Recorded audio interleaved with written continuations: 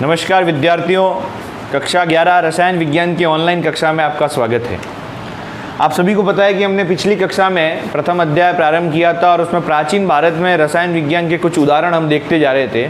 20 उदाहरण मैंने आपको लिखवा दिए थे। आज आप लिखेंगे नोटबुक में 21 नंबर लगा करके नेक्स्ट उदाहरण। 21 नंबर पर प्राचीन भारत में रसायन विज्ञान के उदाहरण हम पढ़ रहे हैं, उसमें 21 नंबर पर आप लिखिए वराहमिहिर। ये पढ़ लिया हमने, वराहमिहिर नहीं लिखना है, वो 6ठी शताब्दी में हमने जो कल पढ़ा था कि विश्वकोश किसको कहा जाता है, बृहद संहिता को। उससे आगे आप अब लिखेंगे कि अथर्ववेद में, अथर्ववेद 4 वेद हैं हमारे।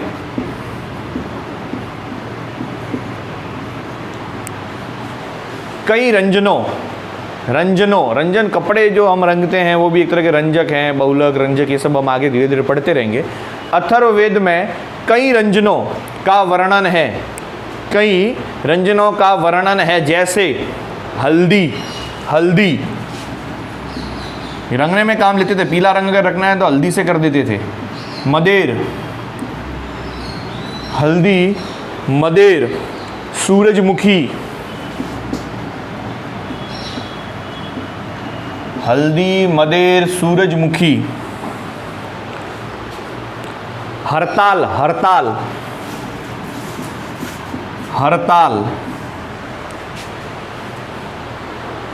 हल्दी, मदेर, सूरजमुखी, हरताल। करमीज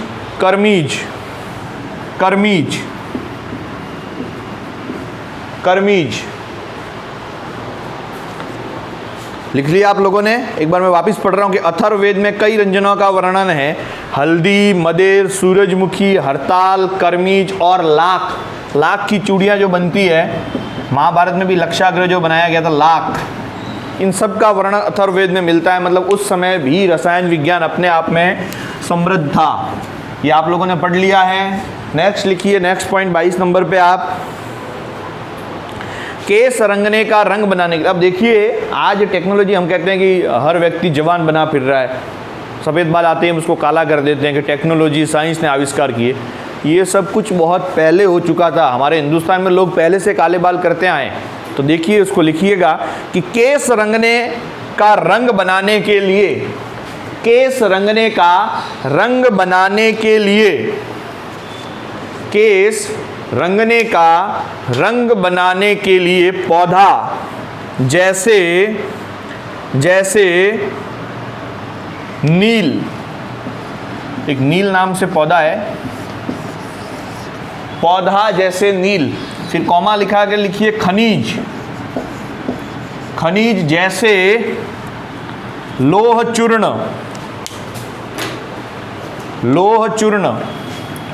खनिज में आप लिखिए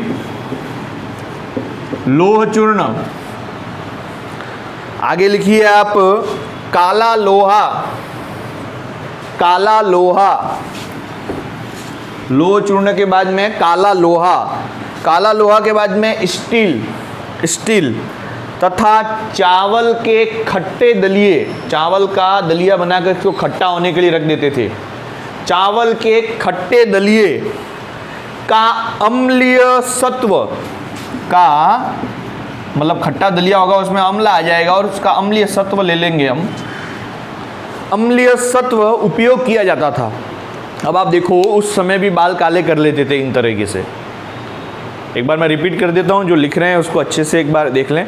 केस रंगने का रंग बनाने के लिए पौधा जैसे नील, खनिज जैसे लोह चूर्ण, काला लोहा, स्टील तथा चावल के खट्टे दलिये का अम्लीय सत्व उपयोग किया जाता था। समझ आ गई यहाँ तक की बात आपको? नेक्स्ट आप लिखिए, नेक्स्ट पॉइंट लगाकर लिखिए गंध युक्ति में इत्र। 23 नंबर पे आगे होंगे।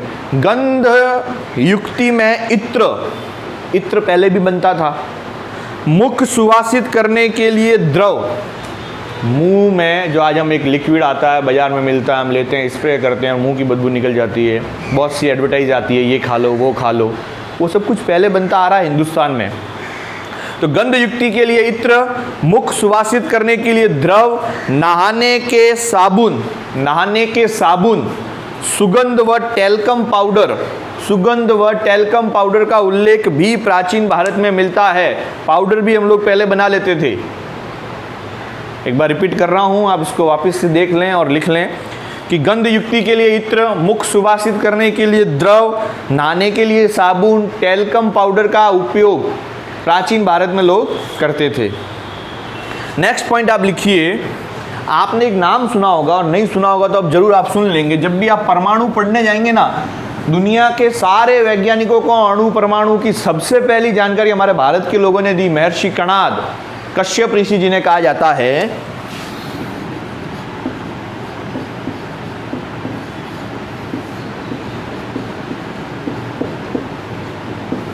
महर्षि कणाद।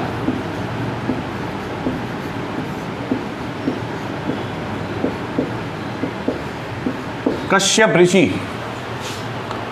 तो आप लिखेंगे परमाणविक सिद्धांत देने वाले, परमाणविक सिद्धांत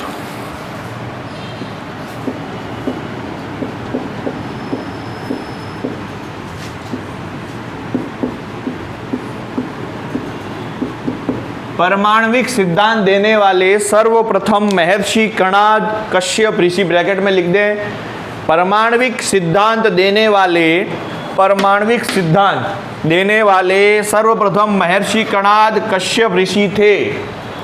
कश्यप ऋषि थे। इन्होंने ही सर्वप्रथम परमाणु नाम दिया। आज जो केमिस्ट्री टिकी हुई है जिस चीज पर, परमाणु अणु, वो परमाणु नाम भी इन्होंने दिया था।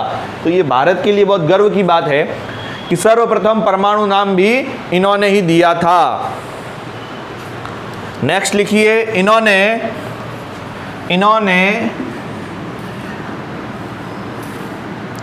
वैशेषिका सूत्र, एक पुस्तक का नाम है ये। इन्होंने वैशेषिका सूत्र पुस्तक लिखी। इन्होंने वैशेषिका पुस्तक लिखी। यहाँ तक की बात समझ आ गई आप लोगों को। अब देखिए, भारत के जो वैज्ञानिक, जो ऋषि मुनि थे, आपने सुश्रुत नाम सुना होगा, चरक नाम सुना होगा, ये सब उपचार, आयुर्वेद से उपचार करते, सर्जरी कर देते थे। हमारे यहाँ पर सर्जरी करना उस जमाने में कितनी बड़ी बात होती होगी, आप सोचिए। तो नेक्स्ट पॉइंट उसी पे, उसमें भी देखिए दवाइयाँ होती है, वो सब केमिस्ट्री से बनती है। लिक्विड फॉर्म हो, सॉलिड फॉर्म हो, कुछ भी हो, सब कुछ केमिस्ट्री है उसमें। तो वो केमिस्ट्री उस समय भी थी। तो नेक्स्ट पॉइंट में आप लिखिए कि चरक संहिता सबसे पुराना आयुर्वेद ग्रंथ है। चरक संहिता सबसे ये अंतिम बिंदु है अपने, जो भी उदाहरण अपन पढ़ रहे हैं उसमें ये लास्ट बिंदु है, और उसके बाद ये वाला टॉपिक अपना खत्म हो जाएगा।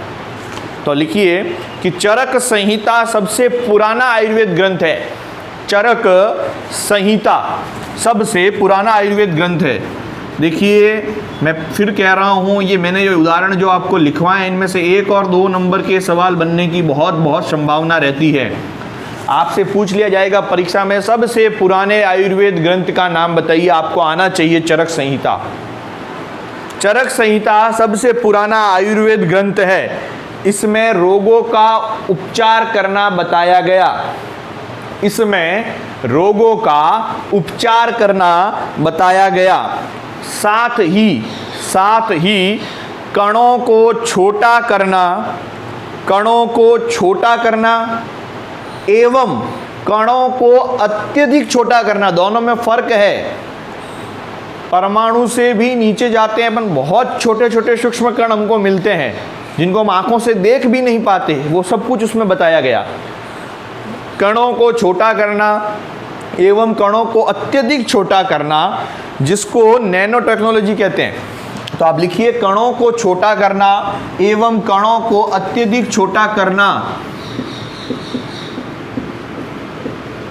ब्रैकेट में आप लिख लीजिए नैनो टेक्नोलॉजी आदि का उल्लेख मिलता है, जिसमें कणों को छोटा करना एवं कणों को अत्यधिक छोटा करना, नैनो टेक्नोलॉजी का उल्लेख मिलता है। सवाल पूछेंगे आपसे 2 नंबर का, नैनो टेक्नोलॉजी किसे कहते हैं। और इसी में फिर क्या था, धातुओं की भस्म से वो रोगों का उपचार करते थे। देखिए उस जमाने में वो कैसे उपचार करते हैं, धातु, अलग अलग धातु, उनकी भस्म लेते, वो उस भस्म से रोगों का उपचार। तो लिखिए, चरक संहिता में ही धातु की भस्म से, चरक संहिता में ही धातु की भस्म से रोगों का उपचार करना बताया गया।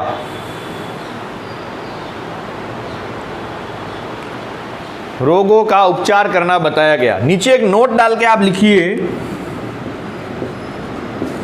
ये बात मैं कर रहा हूं, ये कई सदियों पुरानी बात है, और अब जाकर के हमारे जो टेक्नोलॉजी और वैज्ञानिक विदेशों के उन्होंने खोज की, उस खोज में उन्होंने क्या सिद्ध किया वो हमारे चरक संहिता में पहले ही बता गए ऋषि मुनि।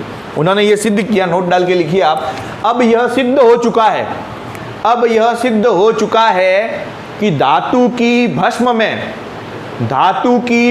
में नैनो कण पाए जाते हैं।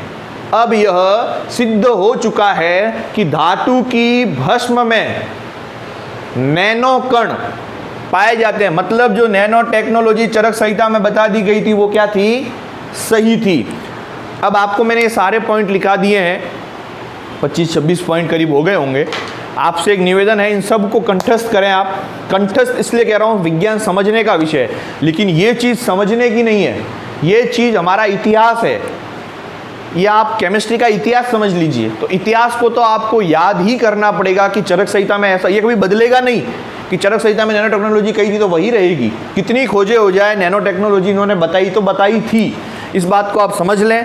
1 या 2 नंबर का प्रश्न बनेगा, आराम से धीरे धीरे इनको पढ़ते रहें। अभी आप घर पर हैं, आपके पास समय खूब है, पुस्तकें पढ़ते रहें। जो ना समझ में आए फिर भी पढ़ें।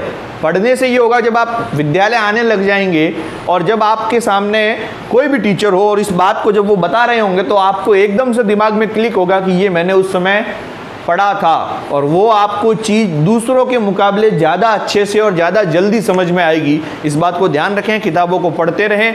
तो बहुत बहुत धन्यवाद। आज की क्लास में, अगली क्लास में फिर अगले टॉपिक की चर्चा करेंगे।